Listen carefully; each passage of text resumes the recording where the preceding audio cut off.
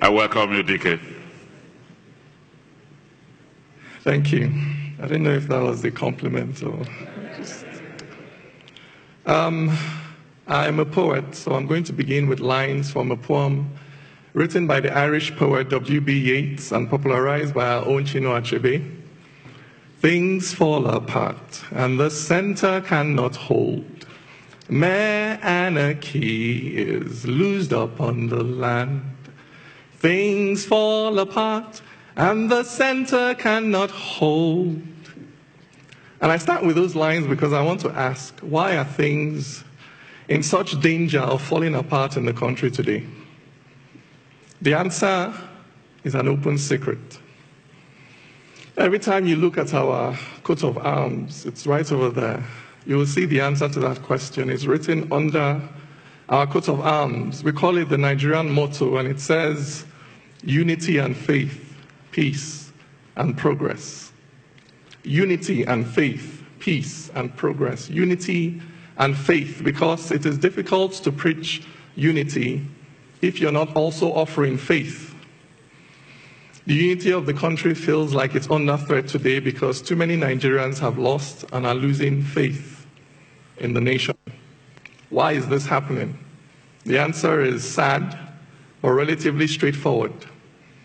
Where you have a soldier that has paid the ultimate price defending the territorial sovereignty of the country, perhaps in the northeast, and afterwards the government struggles for one reason or the other to care for the widow and orphans is left behind, people lose faith. If you have a Nigerian that has graduated from university with a 2-1 or a first class, and it's pounding the streets of Lagos and Abuja but cannot find a job because of federal character, quota system, tribalism, nepotism, people lose faith. If you have a mother that takes her child to the hospital and must watch that child die because that government hospital is on strike, or if it's not on strike, it has no drugs, or if it has drugs, she has to pay the full market price for treatment up front before they would consider this child, and she must then watch that child die in the corridor. People lose faith. And when people lose faith in the states, they take solace in the tribe, because the tribe is the natural enemy of the state. When people lose faith in the state, they take refuge in the tribe. And as more and more people take refuge in the tribe, they begin to trouble the peace of the nation, unity and faith, peace and progress.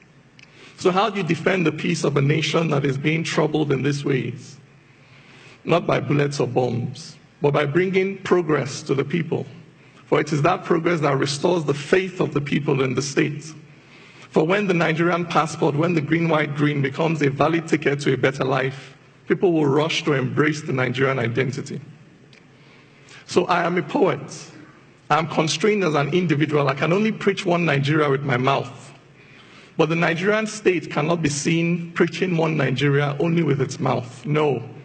It must preach one Nigeria with its architects and its builders, with its teachers and its extension workers. It must preach one Nigeria by building roads and bridges and hospitals and railroads. It must preach one Nigeria by bringing a progress that is inclusive to all, to Nigerians. Unity and faith, peace and progress. So that now, in this time of heightened ethno-religious tensions, the need for good governance and economic inclusion has never been higher.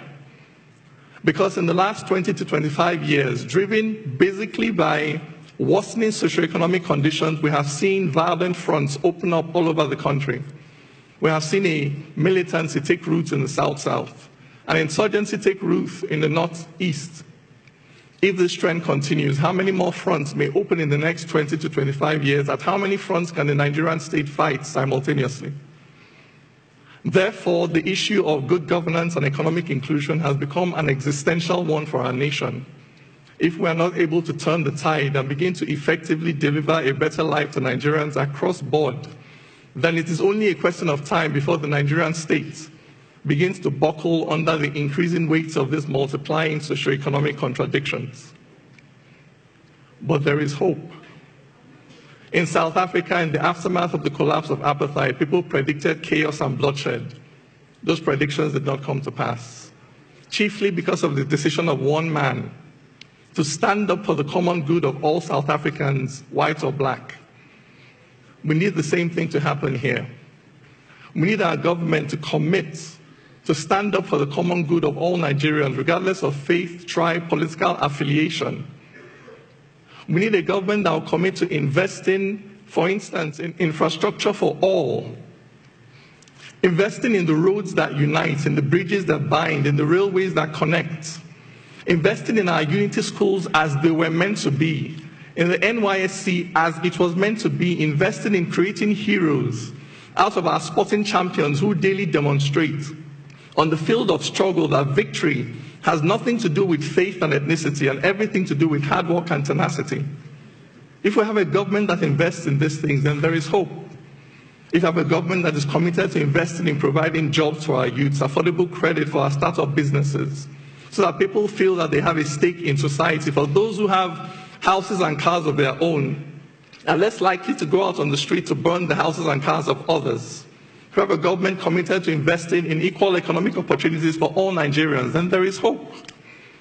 If we have a government committed to investing in laws that are certain and knowable in advance, in a justice that is blind to the power, the wealth, the political office, the faith, the ethnicity of those who stand before it, so that Nigerians know that action A will attract consequence B, regardless of who you are, then there is hope.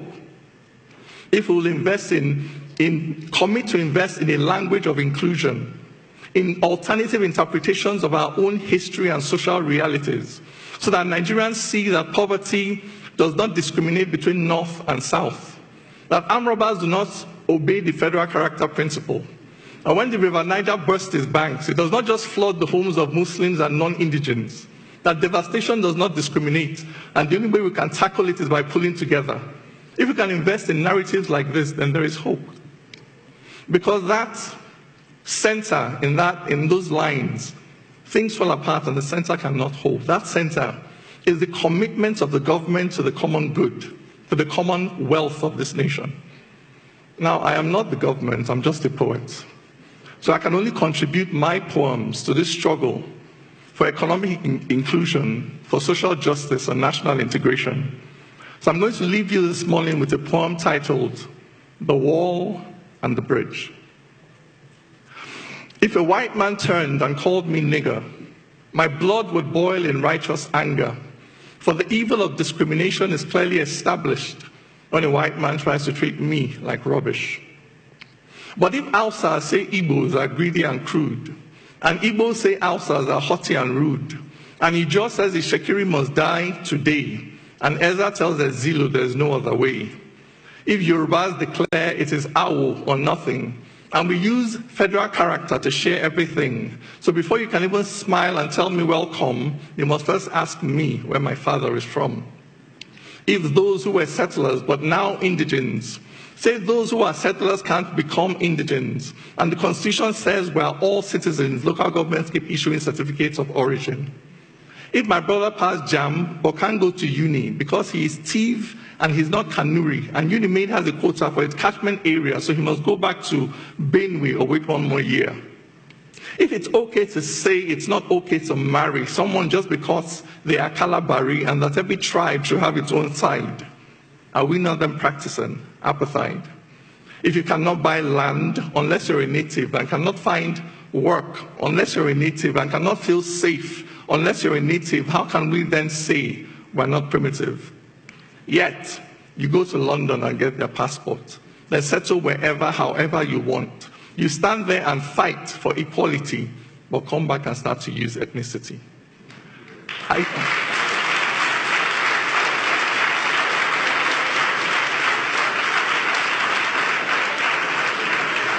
I don't get the logic of thinking it's different to be tribalistic and then to be racist. If you're happy to judge him just hearing his name, whatever you call it, my friend, is the same. Where there is no courage to cross this divide, where there is no faith to look deep inside, and stop judging accents and surnames and dressing, this fire we're quenching will only keep burning. Which nation can stand dividing its people? How can one build on foundation so brittle? If we cannot see ourselves in each other, this journey ends here, we're going no further. For when God made man, he gave him no facial marks. He did not make Bagi, Okun, or Angas. As sure as a black man is just like a white man, no culture is older than being human. This